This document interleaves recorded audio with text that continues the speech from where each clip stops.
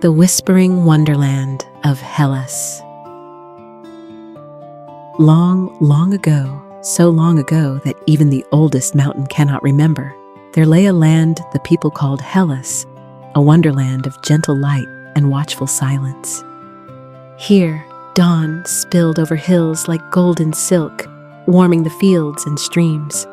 At dusk, twilight poured into valleys like honey, sweet and slow.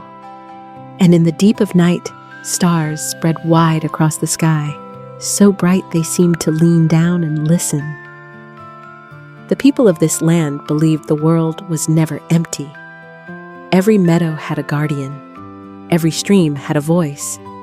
Every tree had a heart that beat, slow and steady, deep in its roots. One poet whispered, "There is no room to put in the spike of an ear of corn without touching one of them."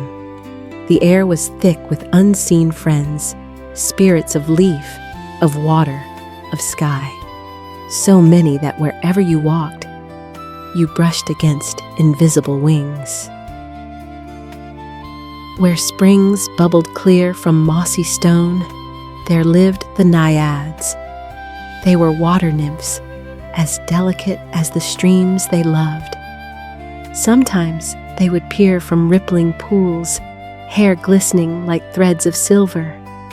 If a traveler bent low to drink, the Naiads would smile softly, brushing their laughter across the surface so that the water sparkled brighter. Children believed that if you cupped the water in your hands, you might feel a shimmer, a quick, cool touch, as though a Naiad herself had rested there for a moment.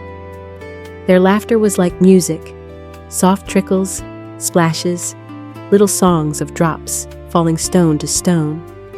It was not music to stir the heart, but to calm it. Deeper in the woods lived the Dryads, spirits of trees. Each tree, tall or small, had its own gentle Dryad bound to its life. When a tree grew tall, the Dryad grew radiant. When its branches bent low with age, the Dryad grew weary too. And when a tree's life ended, the Dryad's life faded softly, like a sigh in the wind. The people of Hellas knew this, so they touched trees gently, whispering greetings as if to old friends. A child might lay a cheek against oak bark and listen, believing they could hear the heart of the Dryad pulsing inside. The Dryads were shy. If startled, they would slip away, vanishing into the folds of bark. But if left undisturbed, they danced among branches, their steps light as drifting petals. Their laughter sounded like the rustle of summer leaves. And above all, higher than clouds, higher than storms, rose Mount Olympus. Its crown of snow glowed even in moonlight. Clouds gathered around its middle, wrapping it in soft cloaks. The people of Hellas believed the gods lived there, beyond thunder, beyond fear. Olympus was eternal. When winds rushed, it stood unmoved. When storms raged, it remained still. Parents would point to the mountain and say to their children, "See, the mountain stands, so too will your heart stand." Now imagine, dear one, that you are walking in this wonderland. The air is cool, touched with the fragrance of thyme and violets. Fireflies drift like lanterns, swaying gently. The path glimmers faintly, as if painted with moonlight. At a brook you pause. Naiads stir beneath the ripples. They do not speak, but you feel their presence, like soft laughter pressed into your heart. Farther on, you stop by an oak. Its bark is rough beneath your hand, but warm, as if it knows your touch. A leaf flutters down, resting on your shoulder. For a moment, you believe the Dryad herself has greeted you. The world is alive. You are not alone. But sometimes, even in a gentle land, the skies gather. One evening, the wind begins as a sigh, then grows bold. It hurries through branches, tugging your hair. Petals lift from the ground, whirling in circles. You pause. For a heartbeat, you wonder, am I lost?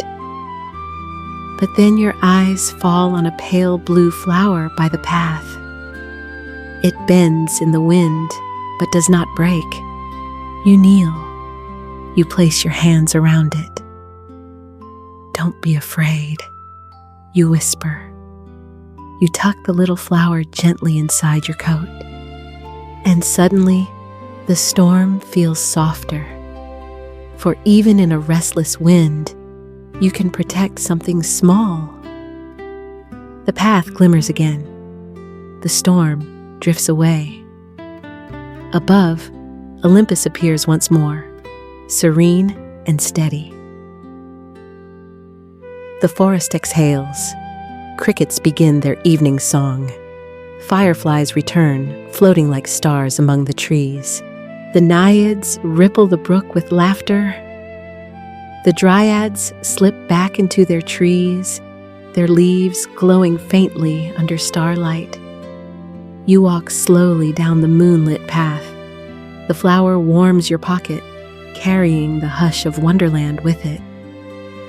You are not just leaving the land. You are carrying it home in your heart. Night deepens. The stars are steady and bright. The mountain still stands, silent as a promise. And you, little traveler, curl into your bed, the whispers of Wonderland still around you, soft, steady, safe. You understand now. Wonderland is not far away. Whenever you breathe softly, listen carefully, and hold kindness close, you are already there.